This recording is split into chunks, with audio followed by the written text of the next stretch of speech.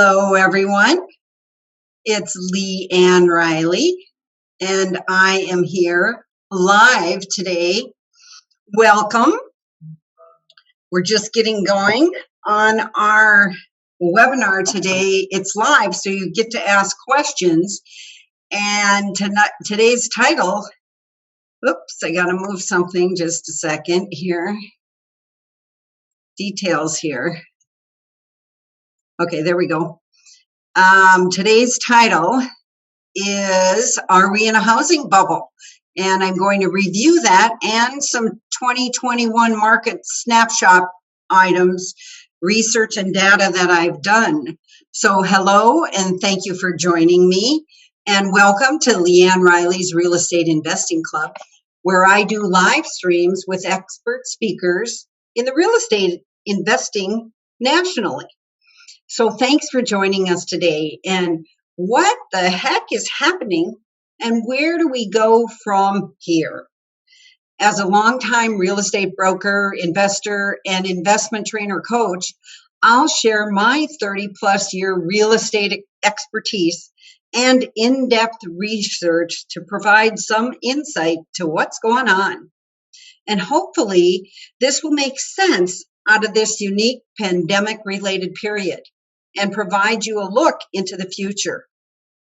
So today I'm the speaker. So I'll introduce myself. I'm LeAnn Riley, broker and real estate coach, and I lead the Encore investment team of realtors in the Twin Cities, Minnesota. I built a multi-million-dollar portfolio of residential, multifamily, condo development, commercial, and vacation property. And as a national coach and trainer, I help ambitious people build wealth through real estate investing without confusion or fear with my proven profit formula coaching program. And I provide education with my club. That's where we are today. It's tips, tools, and trends on the latest in real estate investing. And in case you missed these meetings, be sure and subscribe to my YouTube channel. It's under LeAnn Riley. So as I said, today I'm the expert sharing with you my research. And the thing is, I'm kind of a data hound. And because I'm really active in this crazy market, I always want to figure out what the heck is going on. And I keep getting asked, are we in a real estate bubble? So I'm going to answer that for you today. But first, there's a few logistics before we get started. One of them is I am going to take questions. Oh dear, can't get my chat box open. So, okay, there we go. Got it. Thank you. And I'm also going to do a really quick poll. We want to see who's here listening. So I'm going to just launch this poll. And what I'm asking is, where are you in your real estate investing journey? Are you getting started? Are you doing fix and flip, wholesale? What you want to do is just take a quick vote here. Are you into syndication, house acting, BRRRR, realtor maybe? Or are you scaling a portfolio? So just go ahead and answer there. And then I can just get a feel of who's here listening today. So far, the buy and holders are winning. I'm just going to give you about 10 more seconds to answer. And then I'll just show you what the poll gives us. It does look like the buy and hold. So I'm going to end the poll now and share the results. So here you go. We have 50% of the people are buy and hold. We've got some people who are trying to get started, a little bit of syndication, and even realtors, which is kind of cool that we can, us realtors, we have to be watching what's going on too, just as much as everybody else. So let's get going. And how I set this up today is I have a PowerPoint. I'm going to show you a lot of facts because when you're into data, you don't want to just hear me talking. You've got to be able to see it with your own eyes. So I'm going to switch over to our PowerPoint. And here we should be ready to go. All right. Can you see it? I think so. There, it's just showing up live for me. All right. Are we in a housing bubble? That is the big question, isn't it? So first, what is a bubble? Now, it looks like your slide didn't change here on the live. How did you get there? Okay. What is a bubble? A bubble is an economic cycle that is characterized by the rapid escalation of market value, particularly in the price of assets like real estate. And that's what we got going on, right? And this fast inflation is followed by a quick decrease in value or a contraction that is sometimes referred to as a crash or a bubble burst. So we're going to answer that today. And typically this bubble is created by a surge in asset prices, and we do have a surge in real estate prices, and that's driven by exuberant market behavior. Yep, that's what we got going on. Multiple offers, people waiting in line. You know, I saw a video of a house in Phoenix. There was 100 people that wrapped around the block waiting in line to get in this house. And 100 offers, can you imagine? But that's exuberant behavior, isn't it? And the thing about this, though, there is something that the cause of bubbles is actually disputed by economists, because some economists even disagree that bubbles occur at all, on the basis that prices frequently deviate from their intrinsic value. And I'm going to talk about that today. So let's look at what is different now. Okay. So now, first I'll talk about then in 2008. We were overbuilding, okay? And there was too many homes back in 2008.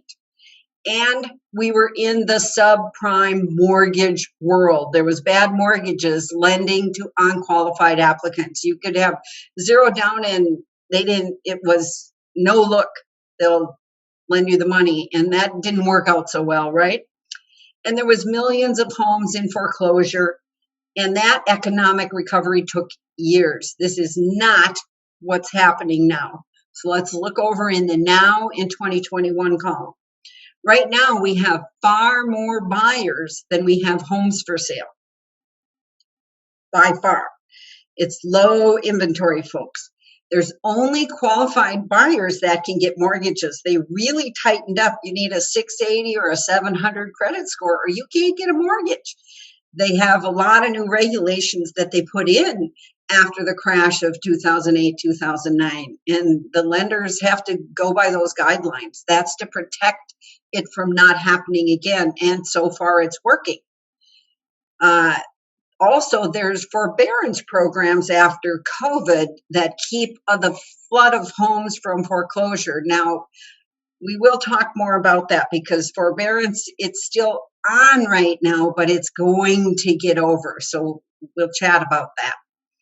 And the other thing right now, the economy is recovering really fast after COVID. And one of the reasons is the stimulus funds that was given to most people to help, and the unemployment is dropping.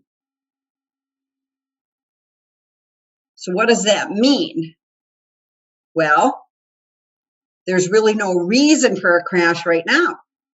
And this is simple math. We have low inventory, and what that does, it creates out of control prices. And anybody who's trying to buy a home right now really feels the emotional pain of this, because it's tricky and difficult, and you darn right better have a good realtor who understands how to win in multiple offers, because otherwise it's very frustrating. The reason of this, there are more buyers than there are properties for sale. Okay? It's really simple math. And prices rise when there's more demand than supply. And that's what we got going on. There hasn't been enough new construction to meet the demand. Okay? And these new prices don't help in construction either. And the thing In 2022, though, we're going to see the price rise will slow. These bidding wars will taper off and the prices will lower, not lower than today, but they're not going to keep going up is what I'm talking about here. You know, these high home prices right now, they should also give even strapped owners a cushion right now.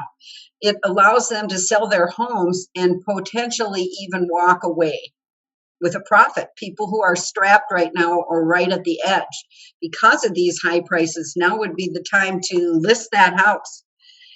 There's inventory coming on the market too that it's not fixed up, and it doesn't have to be right now. People are desperate buyers to find something, and then they'll go ahead and fix it up. And then we have the other buyers. A lot of them are millennials. They want it done.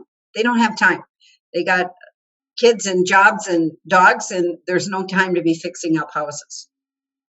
So again, like I said, in 2022, what's going to happen is there's a lot of people sitting on the sidelines right now, desperate to buy a home.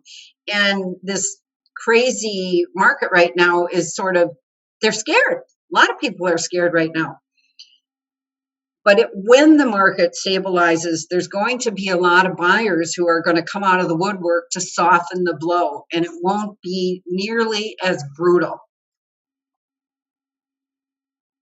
This info comes from Realtor.com, incidentally.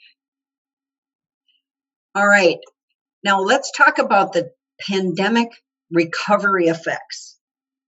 These are factors that will actually take the heat out of our market. And what are those factors? Well, number one is winding down of the work from anywhere dynamic. So that's been going on now since COVID began for about a year, really. And a lot of people like it. And what that caused was people actually bought houses further out, more affordable. They could get the big house out a little bit, out from the big city, because they didn't have to drive to work every day. But now that's starting to wind down. Some people are back to work half time. And those people who did move out, they knew, hey, if I have to drive in a few days a week, it's fine. We can still move out. So there's a little bit of a winding down of the work from anywhere dynamic. That's going to take the heat out. Office buildings are starting to reopen. That helps too. They weren't even open. And so that will help the recovery. Interest rates normalized. Well, they feel pretty normal around 3%. We've had that for a couple of years now. And they are going to, I have a whole section on mortgage rates, but they're stable for now. And the new construction pace, I thought this number was great, is the highest since 2006. Now, on the other hand, these costs, this horrible lumber costs, are being passed on to the home buyers.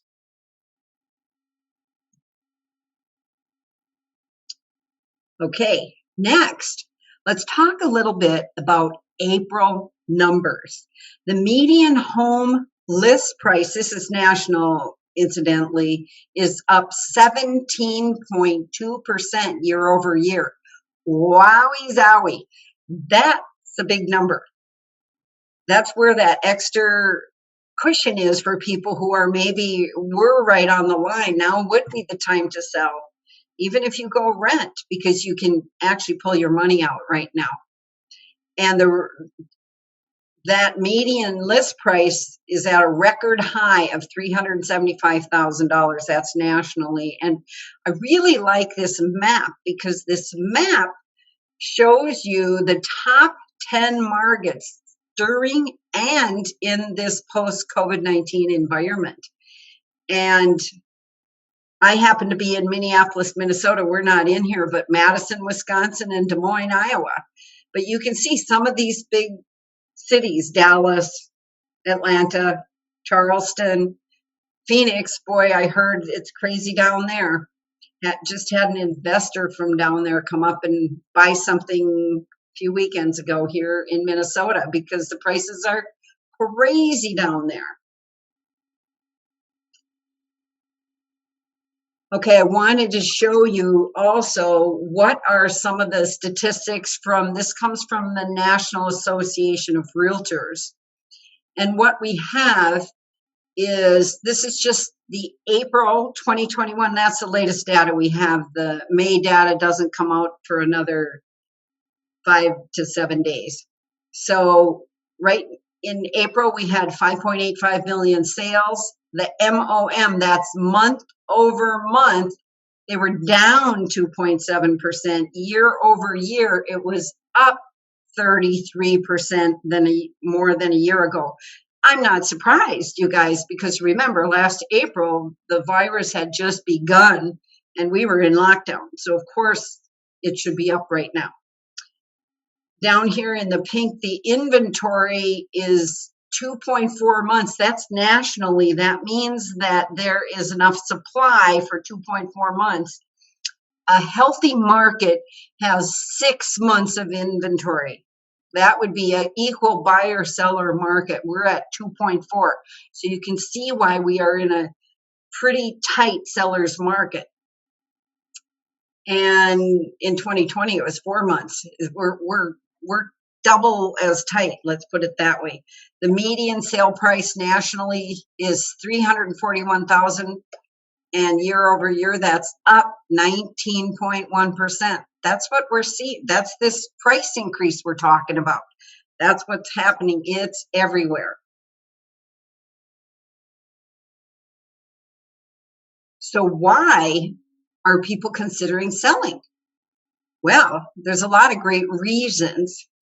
So 40% of the people are upsizing. They're getting that bigger house, that extra bedroom. You know, COVID caused some of this in the sense that all this work at home. Suddenly, if you have children at home, your house got really tight. I know a single lady I know, and 2 kids came home from college unexpectedly. I had downsized her into the 2-bedroom condo, one for her office, one for her. Now all of a sudden she's got a son sleeping in the dining room, the daughter in the 2nd bedroom, and she's officing from her bedroom. That isn't what she planned, right? So those kind of people are upsizing. Maybe it isn't the college kids' home, but maybe it's the kids and then both parents having to work at home. There's just not enough space. So that's why people are selling. They're upsizing of the better part of them. 30% are seeing an increase in value. So heck, let's cash in on it right now, monetize that value. And another 30%, they realize, wow, I can work from anywhere and I like this working at home. And so let's move out to, out of the city into a suburb or even further out into the country, because I can live out there more affordably. You can get more house for less money. So you can get that big house, get that expensive large house, but for less money. So what is this about, this overpaying for homes, and are we overpaying? So I took a quick look at that, and I came up with that the experts say the buyers really shouldn't worry yet, okay? The lack of supply combined with a high demand should keep the home prices stable for the most part. And here's some of the things we're seeing around overpaying. Buying a house is the biggest investment of a lifetime. That's for sure, right? And when you buy a house, most people want that home to appreciate. We're sure hoping that happens, right? We try, we buy what we love, but we want it to appreciate at the same time. We want both sides of the sword. And they're worried right now. Lots of my clients are asking, geez, if I pay $30,000 over ask, am I going to recover my investment? Mind you, you guys, in Texas and especially on some of these busy markets, they're paying $100,000. I've heard $200,000 over ask. Here in Minnesota, it's more of a $30,000 to $40,000 over question. So will you recover that? And actually, what I just said was home prices will stay stable, and I got a really great chart to show you on this. Next thing is, but this lack of the supply and the high demand keeps the prices stable. The two things working together, that high demand. And then last, the market may cool as the pandemic ends, and that's what will take off some pressure. And none of us can predict when is it going to end. It's only just starting to open up in certain states. I know other states are still into masks and everything. So it depends on where you live, and it's going to take some time, right? It doesn't happen overnight. From Realtor.com, it says it's certainly possible that home prices could decline, but I don't think it's likely we'll see big declines. It's more likely prices will flatten where they're at. And the market will cool off when the pandemic ends, and when people feel safe in the city and when they can travel again. That doesn't mean that the demand won't still be strong and more homes will be for sale all of a sudden. That's not going to happen. They're not going to show up out of nowhere. But it still might take the pressure off, leading to maybe only single-digit price increases in the coming years instead of double-digit, where we are now, if not more. This is a cool chart I found from John Burns, is one of the data people I follow. He has a national consulting firm in most big cities. And I love this. At a 3.2% mortgage rate, most top markets are fairly valued or overvalued today. And these colors, what's really great here, we're in Minneapolis. They actually did a study. This is on the intrinsic home values I was talking about earlier. We're actually 3% less than our intrinsic market value. So we're not really over the edge yet, okay? Now look here, the overvalued markets are the red dots: Phoenix, Dallas, Orlando, Miami, a lot of California places, Salt Lake City, Seattle's up there. So yeah, there you got to be a little worried, okay? Now, I think there's something to look at on this chart. Let's look at the green dots. They all seem to be out east here, following down the coast here. These places, New York, minus 14%. Well, they got very hard hit by the virus, right? It's not going to just like bounce right back. That, their population signifies that. But like Charlotte, that might be a place to be buying right now, or Raleigh, Durham. These are ways that we can watch markets and decide where to buy, is with data. That's why I love data. So hopefully you can find where you live and see that there still is going to be some upswing, but then it's going to stabilize. So let's take a look at interest rates. Okay. What areas are expected to grow? And this is for people who, if you are buying housing now or thinking of investing, these are good things to be aware of right here. Where would I want to buy? I would want to buy in a desirable suburb with lots of amenities and short commutes to bigger cities. That's where you are going to see growing real estate values. Popular vacation markets. That's a whole nother webinar for me to do on short-term rentals. And Airbnb, people who I know who have bought them, they're screaming and doing well. Growing cities that are attracting good jobs. That's always a great place to invest. Job markets matter. And there's a surplus of overdue millennial buyers. There's a population surge of millennials, and they've held off, and now they're getting ready to buy.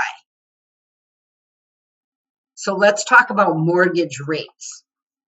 Well, mortgage interest rates are the wild card. What the heck percent are they going to charge? Right now, we have record lows, and they're falling below 3% on a 30-year fixed mortgage for the first time. That is record lows. I used to buy rental property and pay 18%, you guys, mortgage, and not think a thing, 18% interest. And as long as it cash flowed, I was buying it. So 3% is practically zero to me.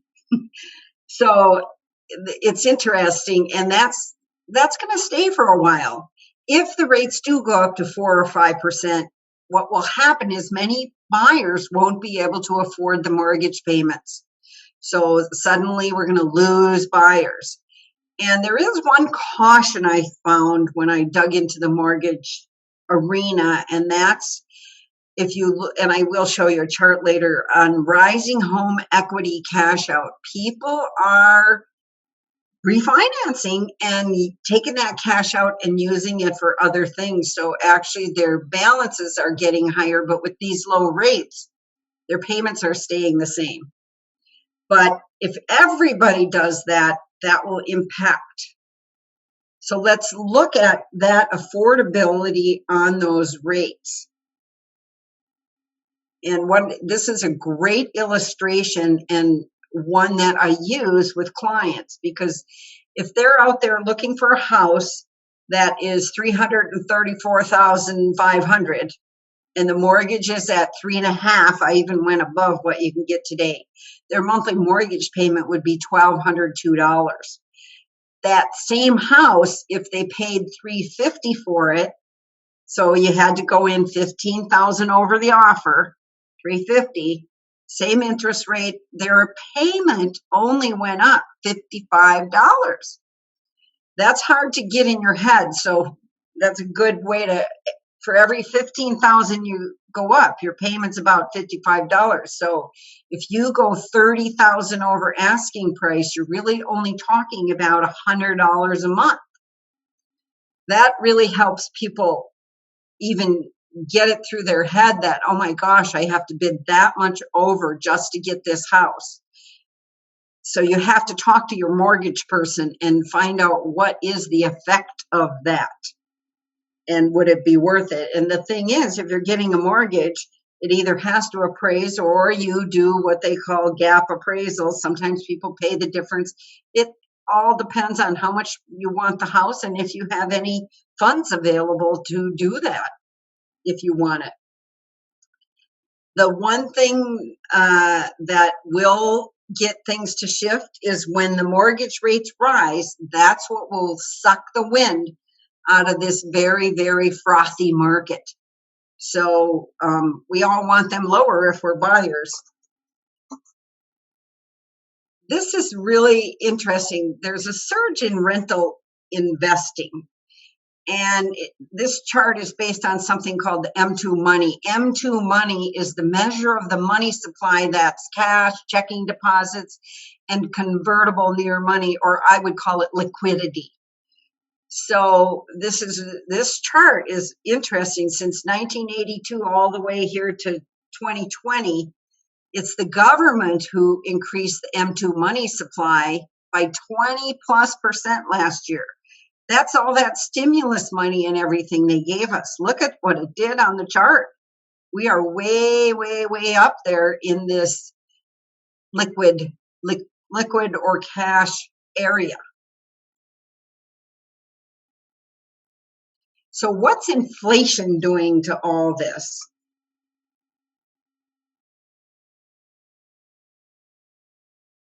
Here we have a chart of the inflation rates, and everybody is noticing it.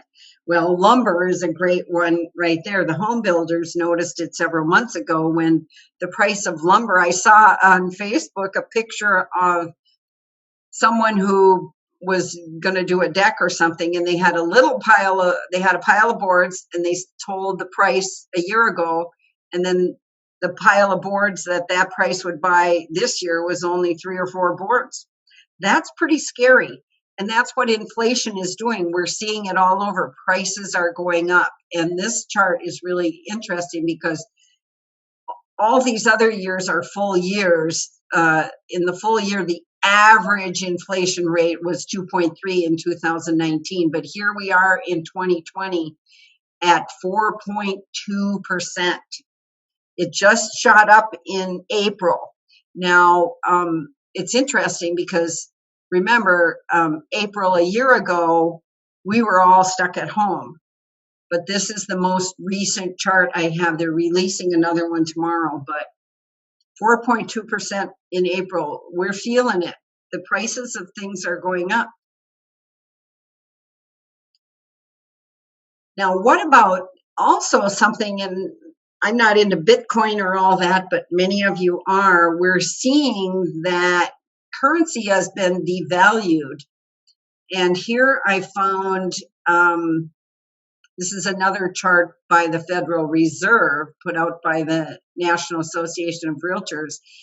We peaked back there in 2020, and now the value of the dollar, it went down here in January, and now it just creeped up a pinch.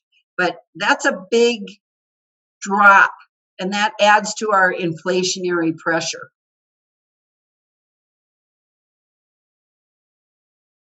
Just remember, at the end is when I'm going to have you ask questions. So hopefully you can remember these things for the end.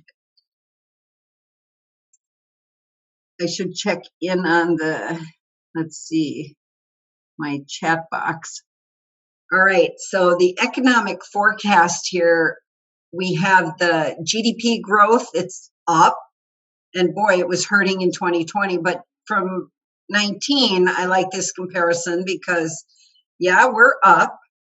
The job gains, this is great. We were plus 2 million in 19, and we're already at plus 4 million in 2021 with the big dip in 2020. So the jobs are coming back, which is great. And as anybody knows, there's a million help wanted signs, and as long as the unemployment stipend is still there, people aren't rushing back to the jobs. Don't know quite when that one ends. 10-year Treasury note is down, up from last year, but it's still down, and that's important. That's one of the reasons institutional investors are going to real estate, because you can't put it there. And inflation, it said 2.7, but our new one said 4.2, just looking at April. So it's good to look at what are the forecasts. And why is real estate the path to wealth building? Well, I've been speaking this one for years, being I'm an investment property realtor, because there's all these benefits right here. And the one we've been just talking about is that hedge against inflation. Real estate is great for that. If you have rental real estate, you're going to have cash flow. That tenant is paying down your principal, and you get tax benefits. And then on top of that, that's the roof, there's appreciation in that rental property. All the benefits of buying rental property. So what out there right now with inflation rising offers a positive yield and an inflation hedge? Well, you got it. It's rental housing. Even in an inflationary environment. And guess what? The people with the big capital, they figured this out, the hedge funds and all that. They figured it out years ago when we were in the 08, 09 drop. All of a sudden, the hedge funds were buying a lot of single family houses, and there was a reason. And it's starting to happen again. So in rental housing, the asset value rises, the replacement cost of the house goes up in an inflationary environment. I thought this was great. Home construction costs rose 13% in the last year. That's pretty scary, 13%. That's inflation. But the yields rise. If the wages go up with the inflation, then the landlords can pass that along with rent increases. And rents are looking really strong. So one of the things that's interesting, apartment for rent, now that would be the multifamily, over 5 and over units. That's a mature industry and it's highly liquid.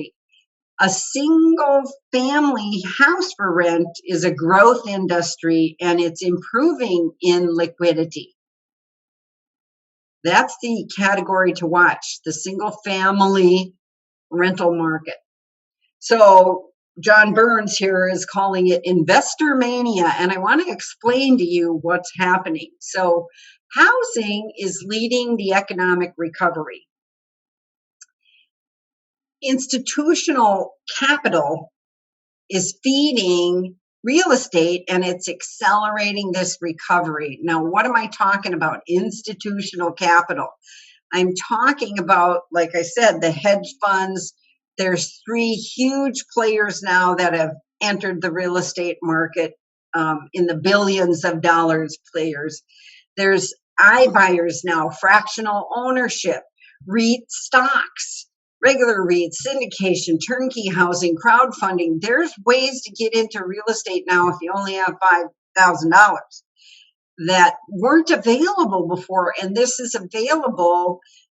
Technology has led this, and it's available now through online. You can buy in any market. You don't have to live there. And there's lots of ways to get in, and it's bringing more capital, which is competition. Investors are buying single family for rentals. And there's this new category, build for rent, that's happening. If you look on the development construction side, it's a whole new category that you're going to see growing, especially some of those big funds. They're going to put their money in building for rent single family houses. Okay. Why? We got the lowest interest rates in history. That's great. You know, real estate's using other people's money, leverage. Well, there you go. Low interest rates. And I thought this stat was really good. Investors are purchasing 20% of all the homes sold nationally today. That's, you know, traditional resale homes and new builds. Hey, that is a bigger category than they have ever had. They're moving up. You're going to see tons of money put into the real estate market. So why single family rentals? Why is that popular all of a sudden? Because multifamily was popular for a long time, but now it's getting priced out also. And face it, with the COVID and everything, people now are maybe thinking, well, maybe I don't want to live in an apartment building, maybe a single family house. And here's why they want a single family house, because it's for convenience and location. And renters prefer single family because they might have pets, they want a garage, they want their own washer and dryer, they want a yard, privacy, and they want more bedrooms than you can get in an apartment. And they want the flexibility to move. A single family rental is that exactly. And the seniors, they're cashing out right now for retirement. Take the money, downsize into a rental. Because then you can change your mind next year if somebody gets sick and you're not tied to this home. And also, rentals are a lifestyle choice for mid and high range earners. You know, a lot of times people in that category might get job transferred and be moving to other cities. So they don't necessarily want to buy in every city they go to. They're happy to rent something swank, maybe in the suburb, and they like it better that way. So there's other great facts on here. Over to the right, 36% of households rent. That's a lot of people, folks. And 12% of renters are in the single family or condo category. And today, right now, even with the eviction moratorium, even with everything, occupancy rates are at 95%. That is a 25-year high. We're in a rental boom.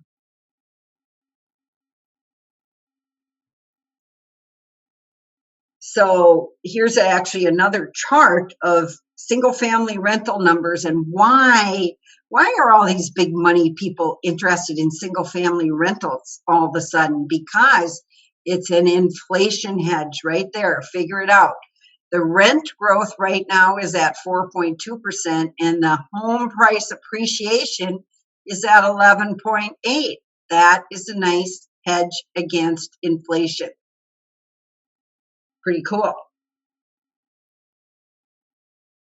Now let's talk about that eviction and foreclosure moratoriums. If you're not an investor, you might not know about it or whatever, but the whole time since COVID hit, we were in an eviction and foreclosure moratorium, meaning lenders couldn't foreclose on houses and landlords couldn't evict people during the moratorium.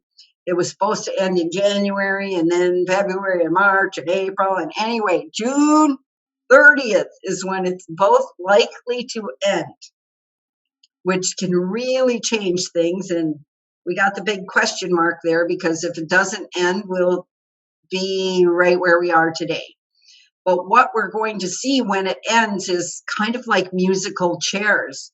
There's going to be a lot of shuffling, and there will be rising rents because the landlords will be able to get those who weren't paying out. They'll fix up the place, and then they're going to raise the rent. There'll be a shortage. So just like there's a shortage of houses, there's going to be a shortage of rentals. And the landlords will act as soon as that's over, and they're going to make them pay up or move out.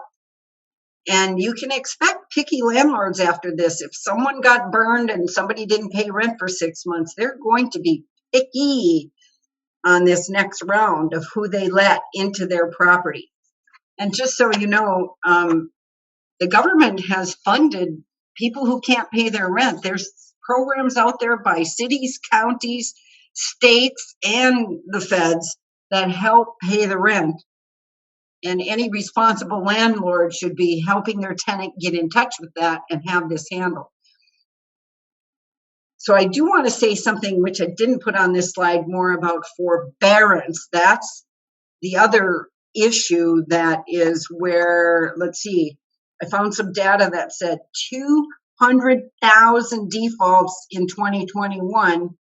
That's people defaulting on their mortgage. They were in forbearance since COVID hit. They applied for and didn't have to pay their mortgage payments. That's called forbearance. And it says, but guess what? That musical chair is over too. Those deals were only good for 6 months. Then you could get another 6 months, which would be ending in April 2021. Now it looks like you can get a 3-month extension under all the right circumstances.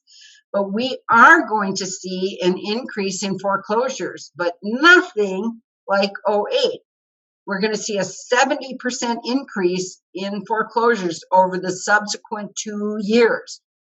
Now, just so you get this, I want you to get this straight. That might happen more in 2022, 2023, because, there's a lot of paperwork to get to that, okay? That'd be a good way to say it. And if you're one of those people in this forbearance, you just got to remember, it's not loan forgiveness. You're going to have to pay that money back. And yes, maybe they'll add it to the end of the mortgage, or you'll make partial payments over a certain amount of time, or there's lots of ways to structure it. But the thing is, it's going to lengthen your loan, and it's going to shift people who have small amounts of equity in their homes. It's going to be a problem. And those are the ones we'll see fall into short sales or distressed inventory. So I have sometimes investors call me and they say, well, what about foreclosures? Why can't I buy one of them? Well, it's like less than 2% of the market. That's why there's hardly any out there. And this was before this forbearance came on.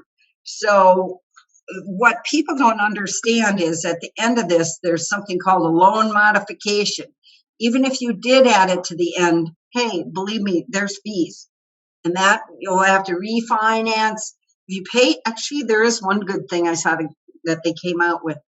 If you do pay your payment for 3 months, then maybe you can refinance out of it and actually come out okay because of the price increase. So do you see how all these things tie together to frame our market? So housing cycle risk depends on your time horizon. So someone who's paying 30, 40, 50,000 over ask, this is important for them, because if you're a short-term investing, then you need the prices to hold up. Then it's a higher risk for a high reward. See that guy on the tightrope? You know, if you're only going to hold this thing for 2-3 years, it's probably not going to work. If you're going to hold longer, over here on the right-hand side, longer term investing is going to work, because it's a low yield and it's a good diversification. That's why the big money is looking at single family homes. It's longer term investing. It's a low yield and it's good diversification. And you can even cash flow.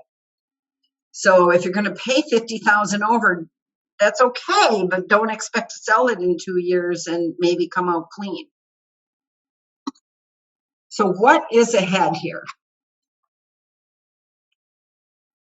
Well, housing is a great investment for long-term oriented investors. Homeowners who lock in a 30-year mortgage and stay employed, great. You're going to do fine. And rental landlords who buy and hold. Fix and flip is a whole different category. Only if you can do it really quick right now. So the strong buyer demand and limited housing supply, they don't show any sign of easing really soon. It's going to be into 2022 and beyond. Just for those of, I know a lot of people who listen to me, they are from the Twin Cities area. So this is a pretty telling number right here. This is the inventory of homes for sale right now. Well, end of April. And in 2020, this is in the pandemic, 1 month into the pandemic, we had 10,000 homes for sale, and now we only have 5,619. That's pretty scary, you guys. We're almost 50% behind. No wonder the prices are zooming off the shelf. So how's this shift going to happen? When supply increases of housing, then the demand will ease. These bidding wars will decrease, and the buyers will have a more breathing room to evaluate these properties. And the other thing is, when the mortgage interest rates are raised, that will make a difference. We don't want them to go up. Okay, and we are going to see less hurried decisions and less of a frenzy by the year end and for sure into 2022. And why? Well, when we get more supply, because there's new home construction, when there's a winding down of this mortgage forbearance, if it gets over now here in June, that would make a big difference. It will start to wind down, and in 2022, we'll see results. And more people are getting vaccinated. And also, this less demand is going to, these higher home prices, the affordability marker will happen and less people can buy them, and there'll be higher mortgage rates. So that combined is what's going to loosen our inventory, I'll put it. I got a couple more slides here and then we'll have questions. I just thought that it was important to look at the whole housing market forecast here. And what we have is the rates. They were 3.9, then 3, then 3.2. So, they're down and staying. New home sales is up just a pinch, but a lot more than 19. And we need that to, they can only build them so fast. But existing home sales, they're up too. And prices are going to see, they're not quite the 9% they were in 2020, but they're 7%. And revenue is up. This is that chart I wanted to show you about. This is something to watch. And this is that equity cashed out in the refinancing of loans. And what's important here is the orange line there back in 06, right before the crash.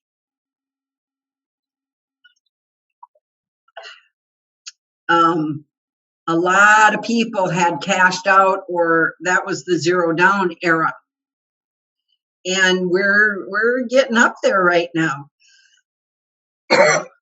So it's just something to watch and be aware of. Whoops. Okay. Yep, there's the next slide. I did okay. So housing is leading the economic recovery. And remember, housing is local, and bubbles usually pop in the frothiest markets first. So remember when we saw the chart with the United States and it had the red, the yellow, and the green? Those red markets are our frothiest markets. And that's where they're going to have more trouble than the greens and the yellows. Technology has really changed the game. You can figure out the data on any market, anywhere in the US and beyond.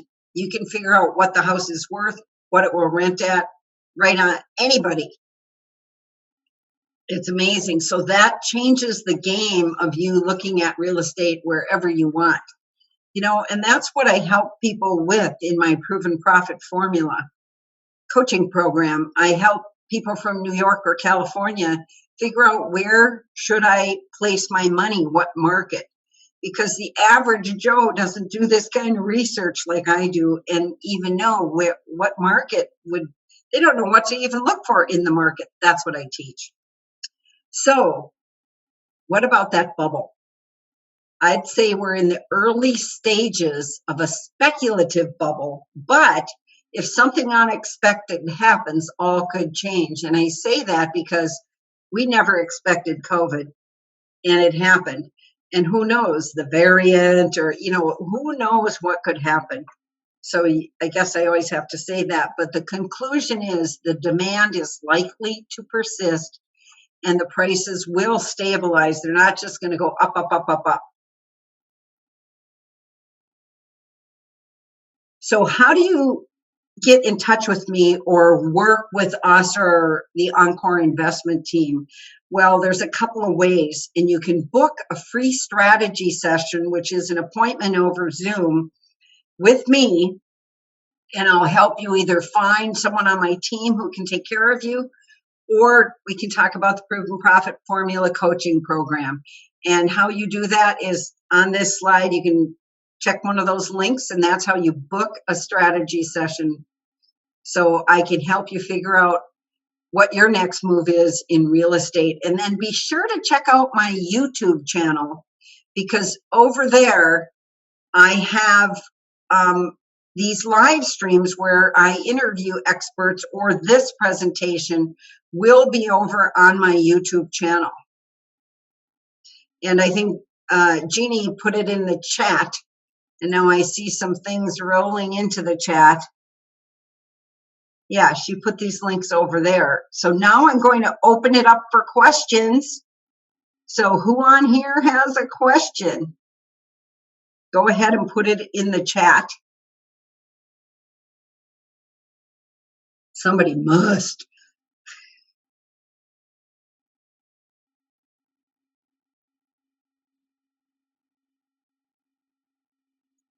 I'm waiting. Go ahead and ask your question.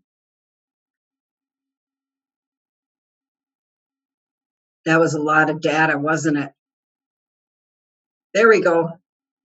Oh, somebody wants to know a little more about investing in multifamily.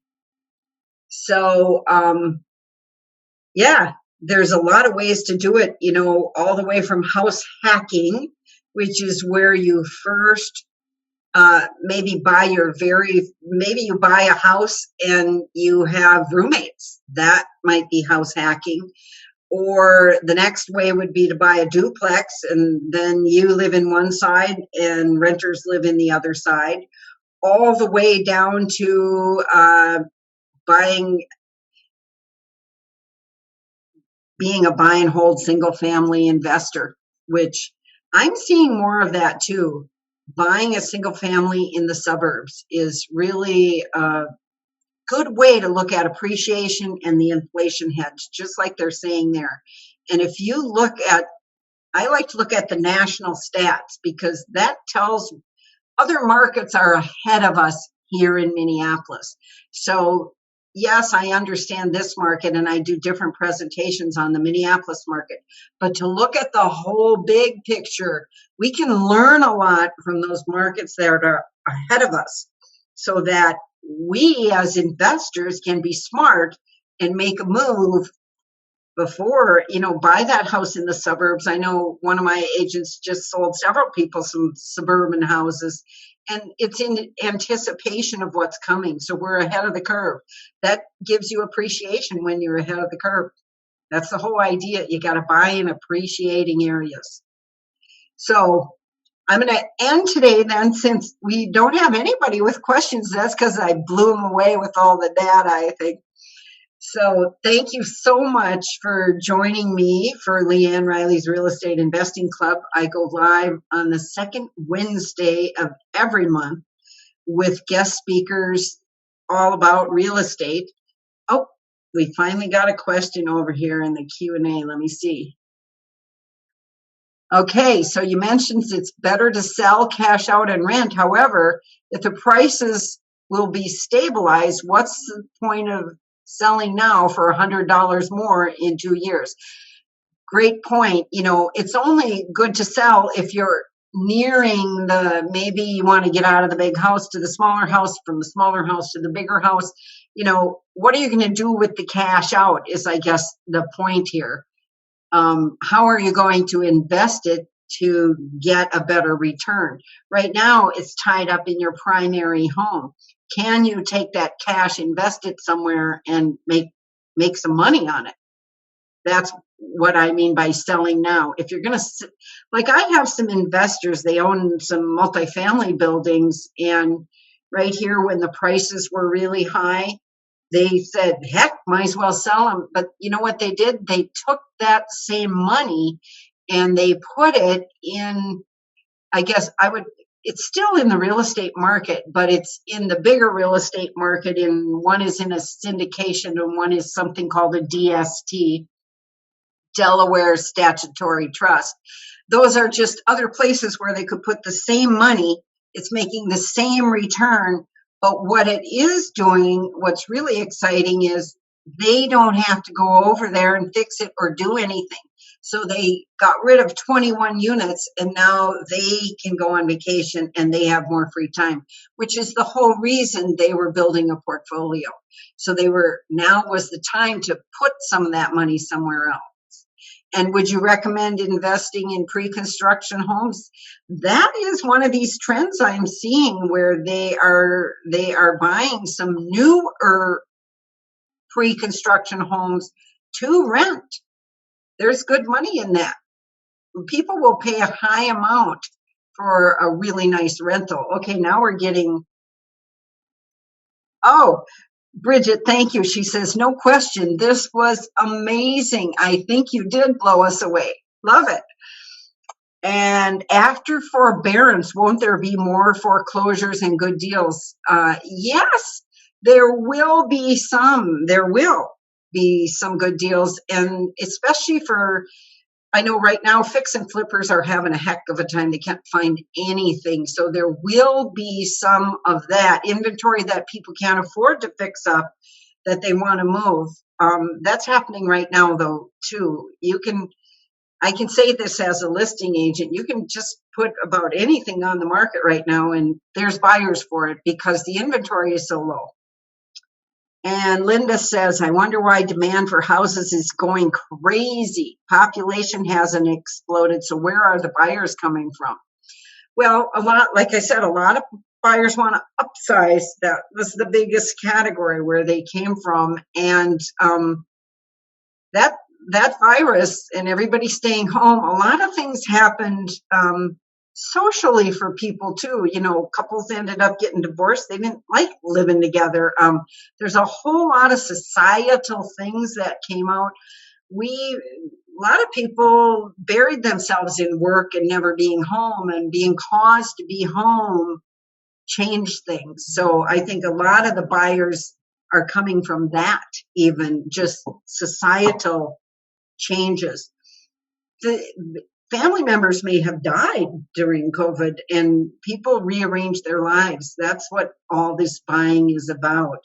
And people, they no longer want to, it's more about let's go live our dreams now. If, we better live our life. A lot of that happened in the world. So, okay, my alarm's going off, you guys, for 5 o'clock. That means quit working. So I'm going to sign off today. Thank you so much, and I'll see you next time. Remember, join the LeAnn Riley Real Estate Investing Club. It's free. I think Linda or Jeannie put it up there. There you go. Thanks, Alex. Talk to you guys next time. Bye.